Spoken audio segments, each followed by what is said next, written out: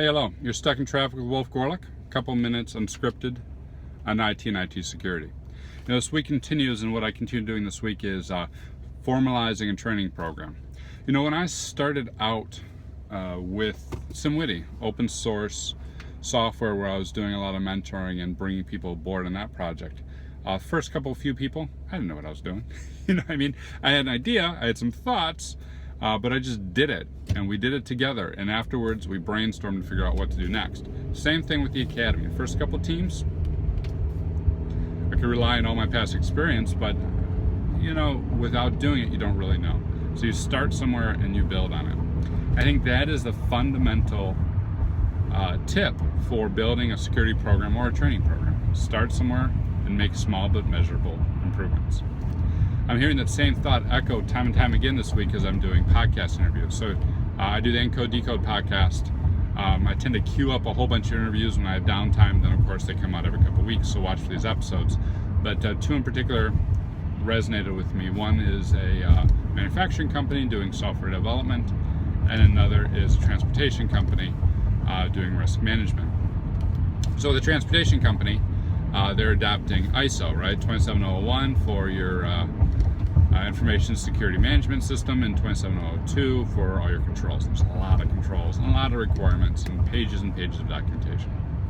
So what they did there was, hey, let's take a look at our key business processes and let's figure out what components of the ISMS apply to those and what controls from 27002 would most protect those.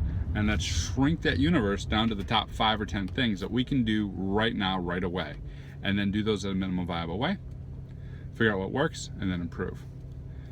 Similarly, with the manufacturing company, they looked at things like BSIMM, they looked at things like OpenSAM, these software assurance maturity models, where they got tons and tons and tons of different steps and controls and business functions and whatnot. And of course, they have lots and lots of applications they're producing. So where do you start? Well, one is looking at data flows or key bits of functionality, and then looking at those critical data flows or key bits of functionality and prioritizing the ones that drive the most value. Now from there, figuring out what you can do to mature the processes that protect those. And here he boiled it down to 5 steps, which was training, threat modeling, static analysis, dynamic analysis, and incident response.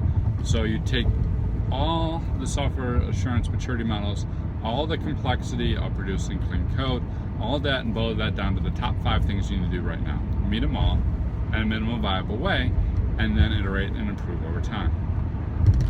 I think that is the fundamental way to get work done in these environments, because for both of these guys, they're getting buy-in, they're getting support, and they're being seen as security leaders who are taking a reasonable approach and doing a solid level of effort to predict what's going to happen and to protect against real risks.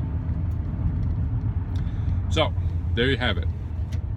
Start somewhere, then take one step forward. Right? It's the whole journey of 1,000 miles begins with one YouTube video or something. I don't know. I think that's how you build good programs. I think that's how you build good training. I hope that's how you build good training. Agree with me, disagree with me? Hit me up on Twitter. Hit me up on social media. Cheers. Have a good one.